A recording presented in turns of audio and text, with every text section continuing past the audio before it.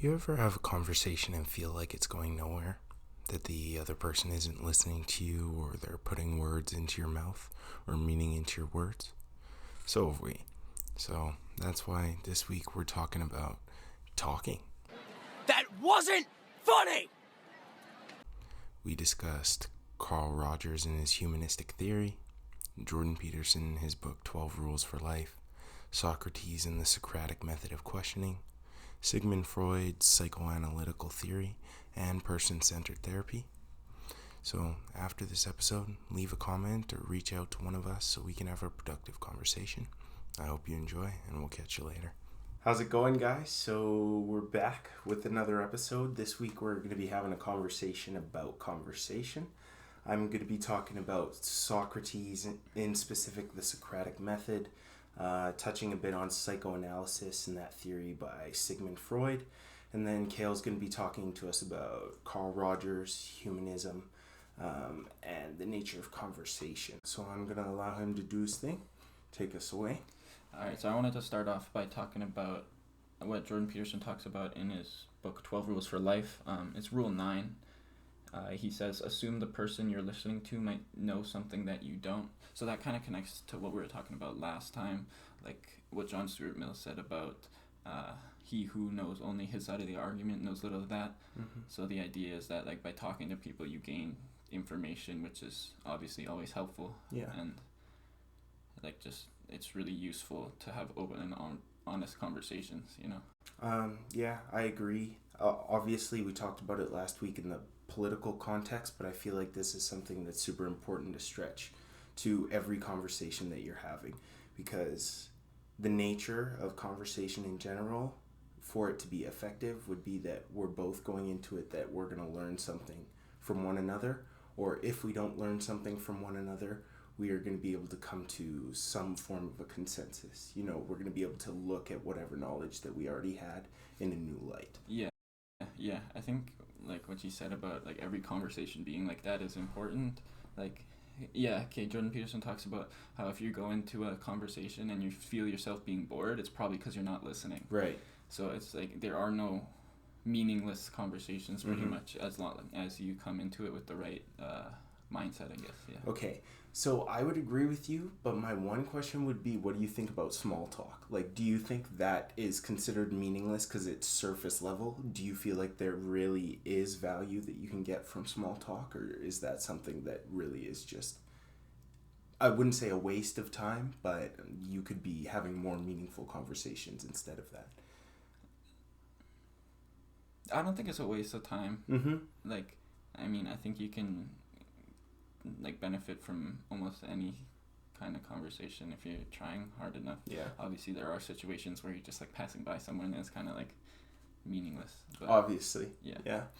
But I think it's like important to just try and approach every single conversation like that. Just make it a habit. Okay, I agree. Yeah. I mean, if you approach every conversation that you're going to learn something, then if you learn something new every day, you're going to become a better version of yourself every single day. And I mean, if you're seeking the truth, which is what I feel like we're doing every day, then the goal would be to learn something new every day to get closer to that truth, whatever it is. Cool. I mean, like, yeah, if you're trying to really like develop yourself, and this is what like the whole idea that Carl Rogers like focused on, is that to do that you have to talk to somebody else in order to like so that we both develop, not just me, not just you, but like together we can, like through conversation we can develop. Right.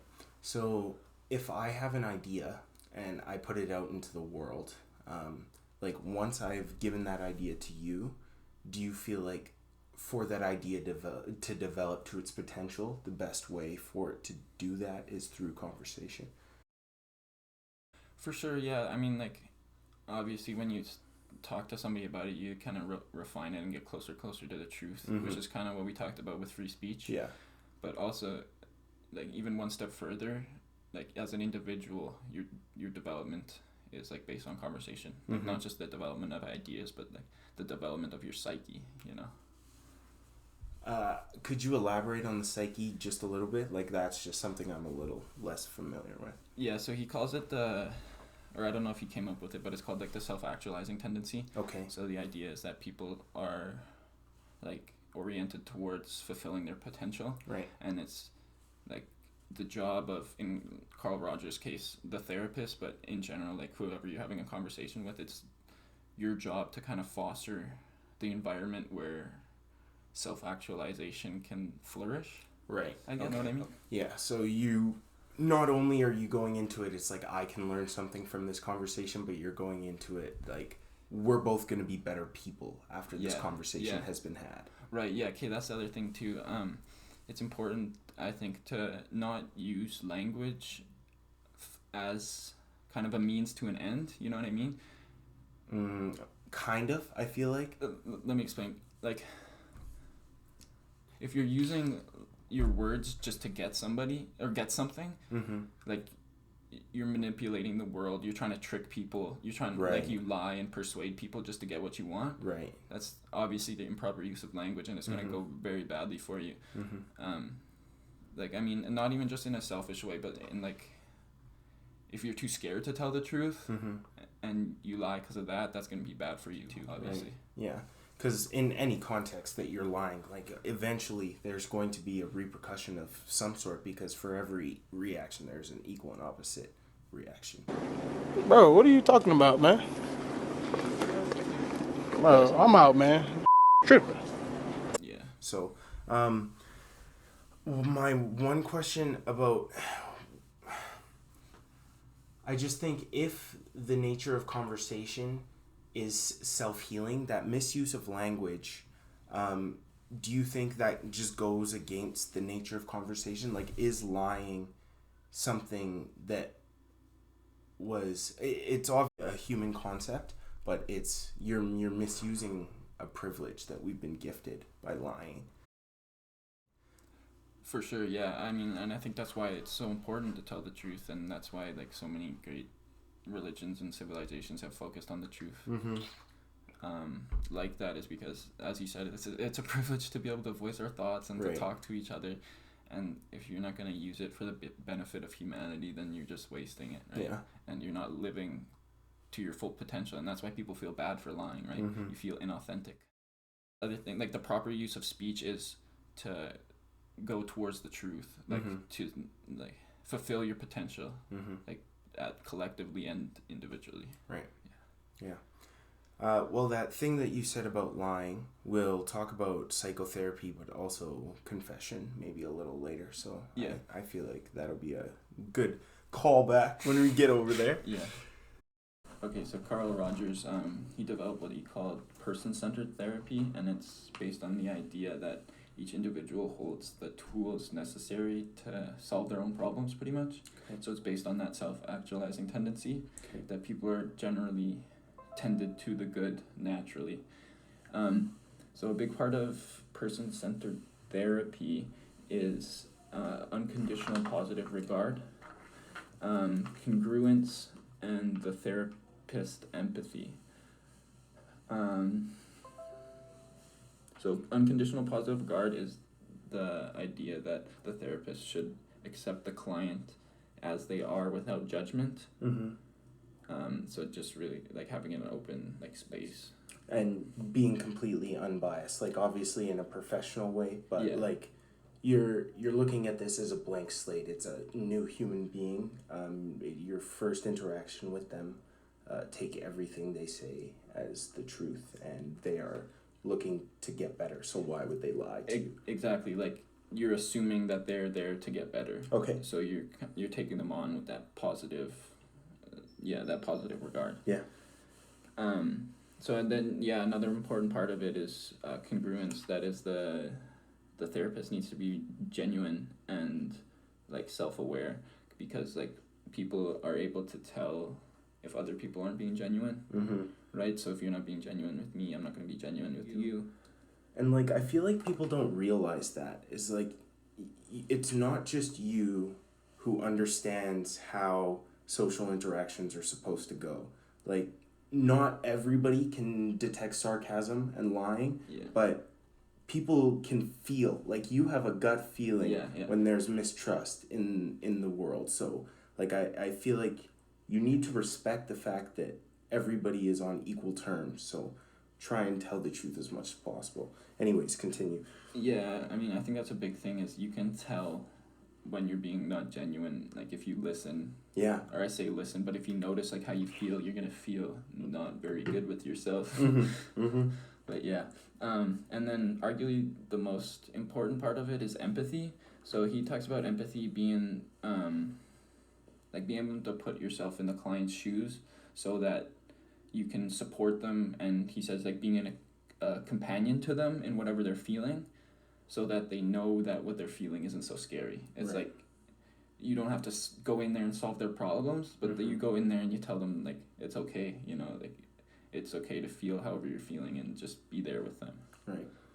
So can I ask a question about something you said earlier? Yeah.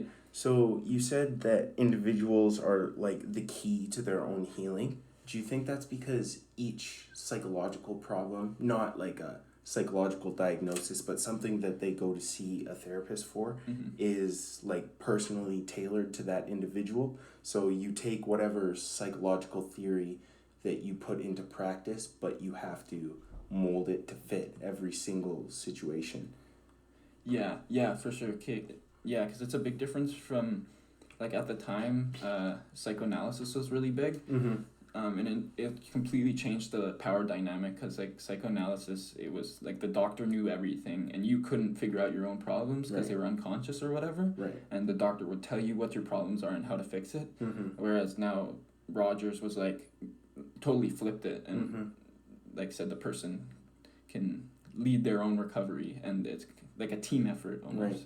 Right. And I feel like just as a human being, when you're in a situation where it's like, I'm the one who's in pain, even if it's a mental pain, I would like to be involved in my healing process, because in a situation where it's a physical pain that you go to a doctor for and they're like, no, this is ghost pain. We've ran every test we can and it's a false or a false positive. We have nothing to give you. Go home and deal with it. Yeah. Like if they give you that situation when it comes to your brain, that could break your psyche, dude, because it's like, you're not validating like their problems. Exactly. And with a mental thing like that, I feel that's something that's very close to people when they're not being acknowledged either as a human being or a human being who is trying to get their truth across, trying to get better. That's just going to drive them further away from that healing that they're looking for. Yeah, for sure. Rogers talks about how it's important that people aren't comforted by your ego per se, like your personality, but they're comforted by the fact that you're there, like your presence. Okay. You know what I mean? So how could you comfort somebody like with your personality? Would that just be surface level listening? Like somebody like, comes to you with a problem and you're like, yeah, I hear you. That sucks. And then that's the end of it, you know? Yeah, it's like not true empathy. Okay. Like, yeah, like you're trying to solve their problems or like tell them stuff that's going to make them feel better or something like that, whereas like your presence would just like as he said, just being with them and letting them know that it's not so scary to feel the negative feelings or whatever. Yeah, because whenever you're in trouble, it's always nice to have somebody, so I feel like that's evident. Yeah. Oh, the other thing, okay, about the power dynamic is he talks a lot about that, especially like how it can apply to the family and classroom. Okay. And I think he told me about this a little bit, but like student kind of led learning objectives are going to be better than like top down imposed. Right. Because I feel like in education it's different, or it's not different, but it's tailored to education specifically. But it concedes all over every discipline is those little guys who are actually enduring the rule changes that are being made at the higher levels. Are the people who are making those decisions aren't actually living through the repercussions of those decisions. Right. So if there is an actual communication between the levels of power, then these people are just going to feel like they're not being heard. They're not being seen, which nobody ever wants to feel. Yeah, for sure. I think it has a lot to do with like he calls it like the good doctor, like the idea that the doctor knows what he's talking about and you don't. Mm-hmm. And he says that like that's not right. Like you need to understand the problem like with someone, like it's two people versus the problem, Right. instead of like the doctor understanding what's wrong with the patient. Right. And It's I feel like sorry, it's go like ahead. it's like the problem. It kind of like takes the problem outside of the patient, you know.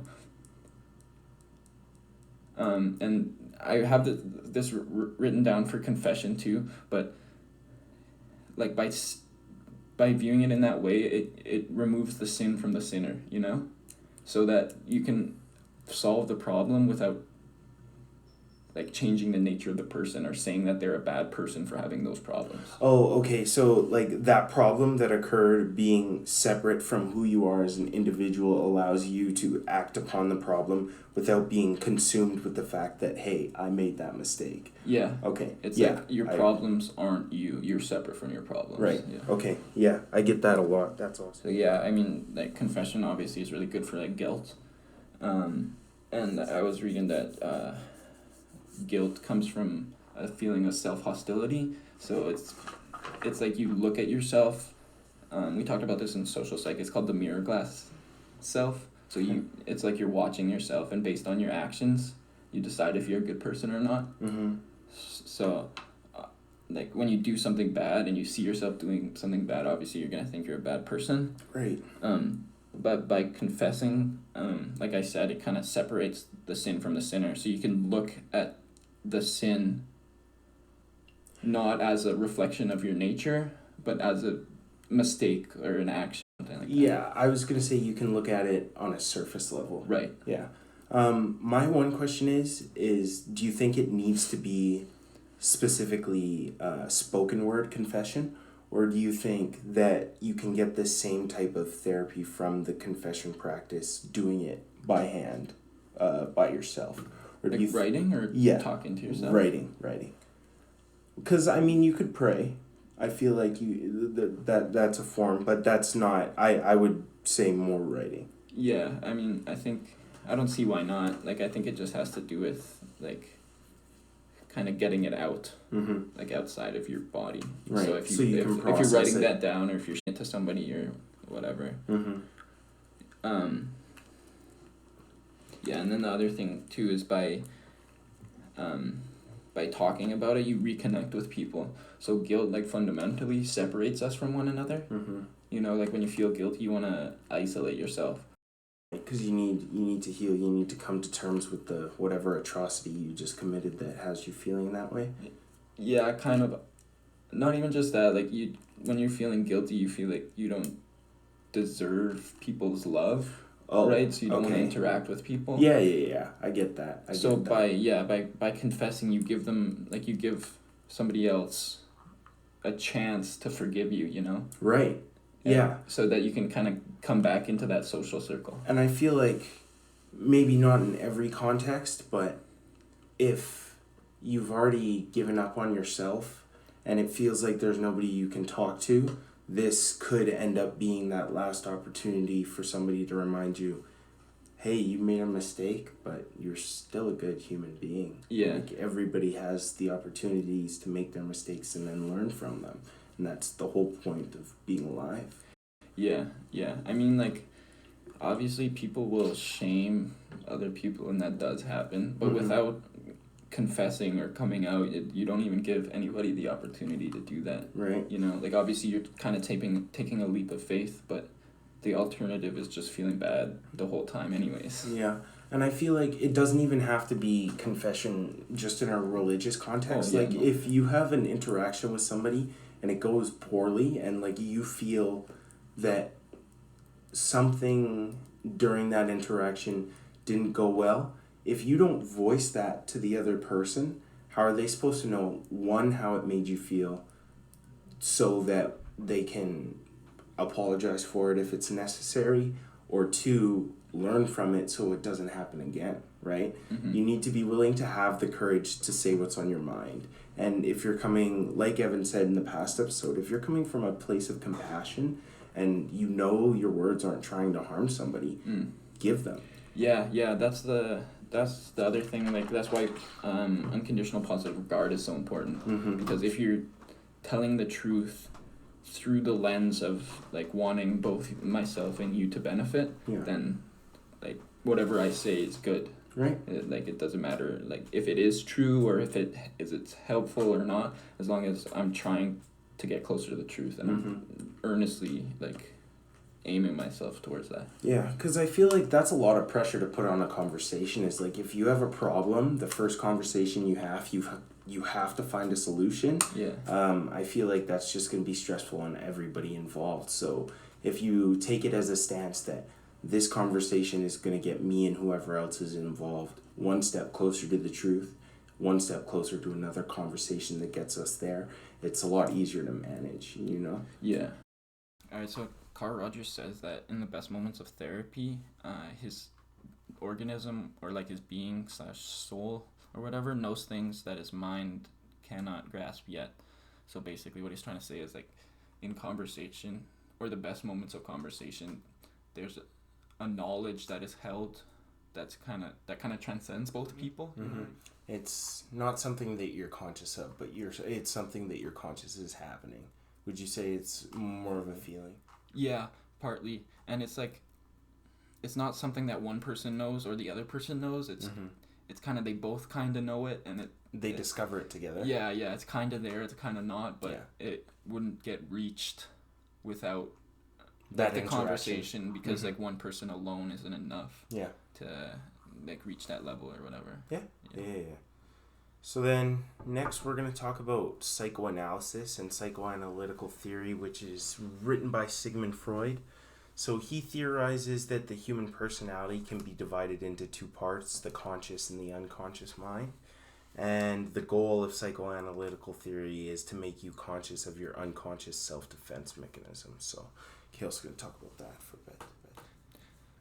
Yeah, I mean, that's the goal with person-centered therapy too, is to like make what's unconscious conscious, because obviously if you're not aware of it, you can't deal with it, right? Right. So, I mean, that's like Freud's whole idea is like, if you can gain insight, then you can like cure yourself. Because you can't take actions to fix a problem until you've named the problem. I feel like... Not even just naming it, but understanding it. Right.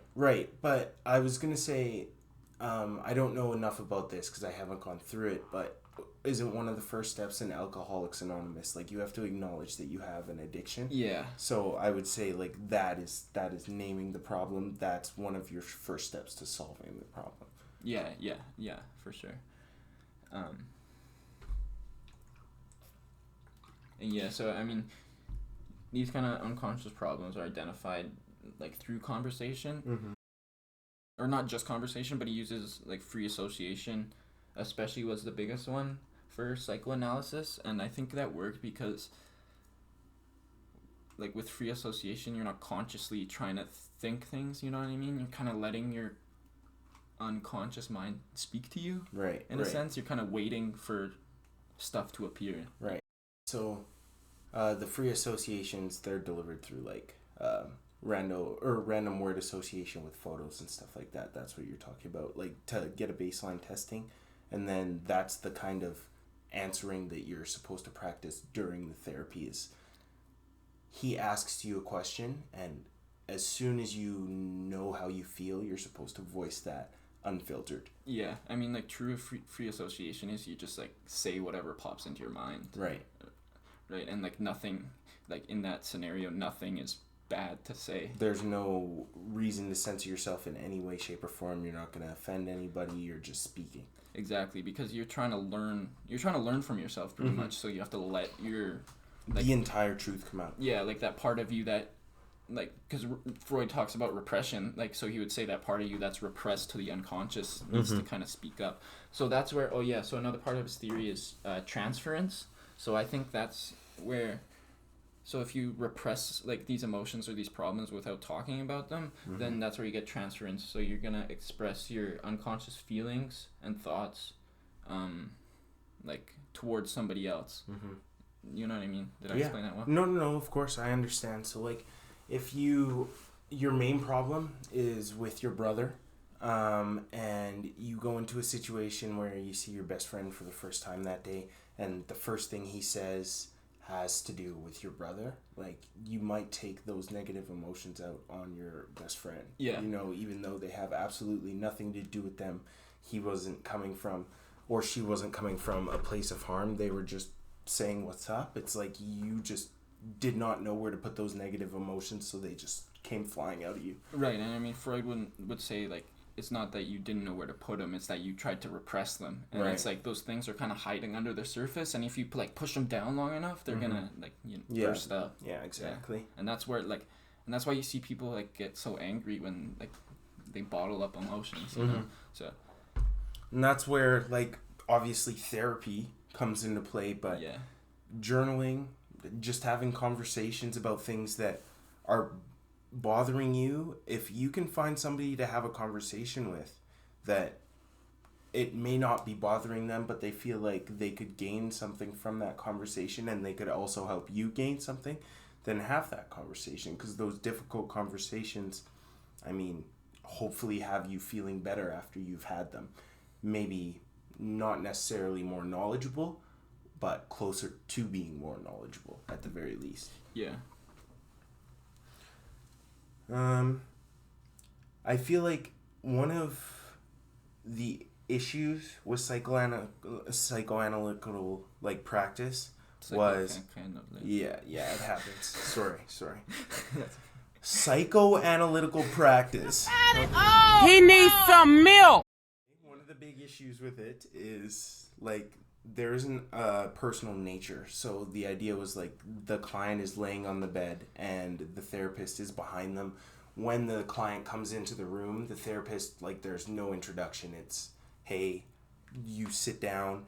They don't tell them about themselves or their credentials, you know, because that might interfere with the process.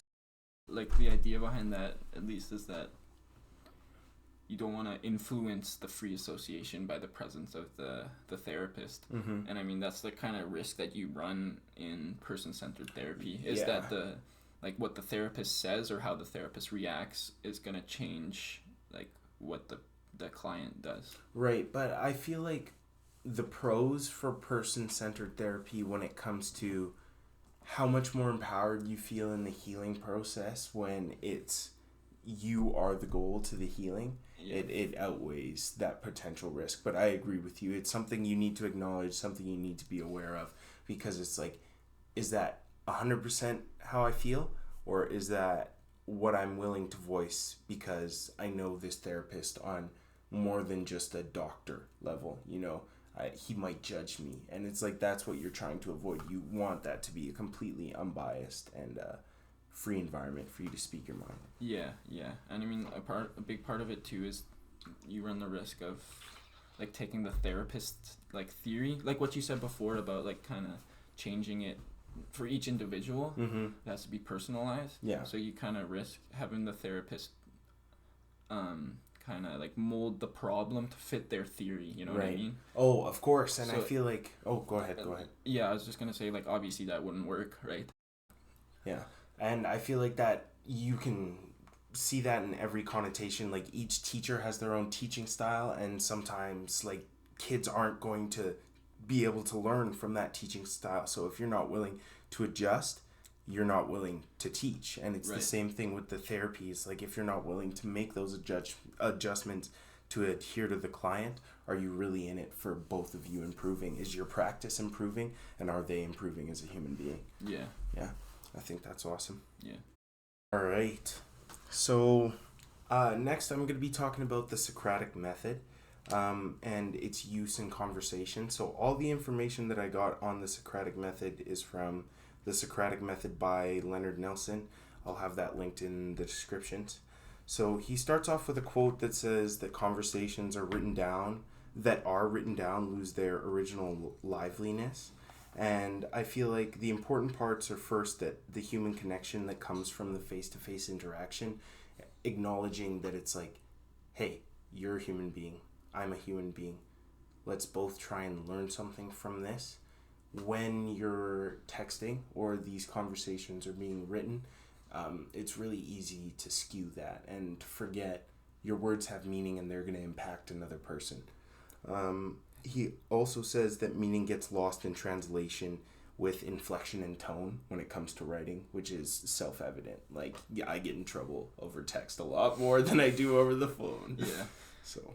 Yeah, I mean, I think it has a lot to do with also the fact that once you write something down, you can't change it. Right. Right. It's static. It's concrete. Whereas conversation is necessarily dynamic, which is obviously important because that's the nature of reality. It's always changing. Yeah. Yeah. So what is the Socratic method? So, by questioning Socrates, like when he was teaching, he would have his students receive an idea, and then by questioning, he leads those students to confess their ignorance. So he would ask them very difficult questions about the topic, and this brings to light their dogmatism, which is the just accepting of the truth regardless of looking into it or challenging it in any way, and like receiving these things as the truth without their consideration of other people's evidence. Leonard argues that this solidifies the importance of conversation as a method of instruction, and I feel like in the context of learning specifically, when you have a question, going to a teacher and asking a question, if they employ the Socratic method and they ask you a question in reply, that leads you to look into the parts of your knowledge that you don't have on the forefront of your brain. And it's like you may not have the full truth, but you will come up with some form of an answer, because it's like, I came to you with a question, then you asked me a question back. Like, just the nature of conversation, I'm going to come up with a form of an answer. And you get closer to the truth by doing this, and also you feel more imbued when you do find the truth, whether if that is eventually through conversation with the teacher giving it to you, but naturally through this process you usually discover it on your own. Yeah, it's kind of like what we were talking about before with the power dynamic. Like, he's bringing the students up with him instead of, like, he's letting them come to their own conclusions. Yeah, so instead of telling them what to think, he asks them and like lets them come to the logical. Right. Yeah. And like, I feel like in the true nature of pedagogy, just learning and teaching in general, you want people to be free thinkers, dynamic thinkers who have their own opinions. So as soon as they get a piece of information, they assess it and then they agree or disagree with it. But not only that, they come to terms as to why, and then they'll look at the other sides of the argument, because it's like, why do I genuinely believe this? Yeah. If you can't voice in concise terms why you believe something and acknowledge the fallacies in your argument, do you really believe it? I feel like that's a question you gotta ask yourself. Yeah. So through this, Socrates forces the students to do their own thinking, so the interchanging of ideas is a safety against self-deception. So when you come up with a concept without checking with somebody else, how do you know that there is an inherent bias in whatever you've just come to? Well, I think like you should assume that there is bias, because we're wired like that to confirm our own ideas. Exactly. And it's like, to put it in an easier way of understanding, right after you write a paper, get somebody else to read it and they'll butcher that, they'll tear it apart. Yeah. But you reread it as soon as you wrote it and you're like, this is the best piece of writing I've ever produced. If I don't get 100%, it's just blasphemy and it doesn't make any sense. It's the same thing, right? Those biases, they're your ideas, so it's like, of course it's got to be a good idea. So having those conversations with people, they're going to see things in a way that you don't, because their thoughts and their ideas are completely unique to their own, and that hopefully will bring you guys closer to a truth as a collective. Right. So, and that's obviously good for everybody. Yeah. I mean, isn't that really the goal? Because we're always getting better. I mean, I guess just to wrap things up, some stuff that I believe that you got to remember that you can get from conversation is a broadened view of the world and knowledge. other perspective just means more knowledge. And if they're credible perspectives, then treat them that way. If they're not credible perspectives, look into why they aren't credible and find some credible information. It's a way of building relationships, and it gives you a way to articulate your thoughts in a concise and effective manner, which not everybody can do, but it's a skill that everybody should eventually develop, because if you can't voice what you genuinely think and what you genuinely mean, how are people supposed to understand you? Yeah, well, like, not even just people understanding you. Like, it's hard for you to think, period, if you can't talk. Yeah, right. I guess. Like we said, by talking, you figure stuff out. So if you're not very good at talking or articulating your thoughts, you're not very good at thinking. Yeah. And I would just say, obviously, laughter. Like, it's a good way to build relationships, like I said before, but you're going to find humor in things when you're interacting with people, just because the nature of conversation is uplifting and it's forward. So even if it's a tough conversation, you guys are improving together. So there's a light mood, or there should be a light mood in the background, is what I believe. And you'll always find ways to laugh, and laughing just makes you feel better. So I feel like talk to as many people as you can, bro. Yeah, I think it's important for that last thing you said about just having laughter and, like, kind of not taking life too seriously. It's important in conversation, because it's really easy for me to get bogged down by my problems, but if I realize that other people are going through kind of the same thing, we can kind of just throw our hands up and say, oh, it's like, damn, might as well get through it together, bro. Yeah, facts. Yeah. All right, so to wrap us up this week, my recommendation for you, I've been watching a lot of Jordan Peterson on YouTube over the last couple of days. Not anything in particular, but there's one video, it's literally titled Jordan Peterson on the importance of reading. And he just goes into what you can gain from reading, from journaling, from conversation, and when all those things intertwine, the goodness that can come from that. So I think it's a good watch. It's only 9 minutes, so I think you'll enjoy it. Yeah. All right, to wrap up, I got a challenge for you guys. This is from Carl Rogers. So he said, next time you're in an argument or a debate of some sort, with your friends or your girlfriend or whatever, institute the rule that before somebody makes a point, they first have to summarize the person that talked before them, their point. So before you can talk, you have to make sure that the other person knows that you listen to them, pretty much. So what you're saying is, before I speak, I need to understand that I need to acknowledge what you have just said before I have an opinion about it. Yeah, okay. Yeah. So it forces you to really listen to somebody instead of just waiting to talk. Right, because if you repeat those words, it's like, okay, now that I've spoken them, if you weren't willing to acknowledge that they were important when somebody else said them, now you've said them, so have some respect for yourself at least. Yeah. If you weren't going to respect them, listen to their words.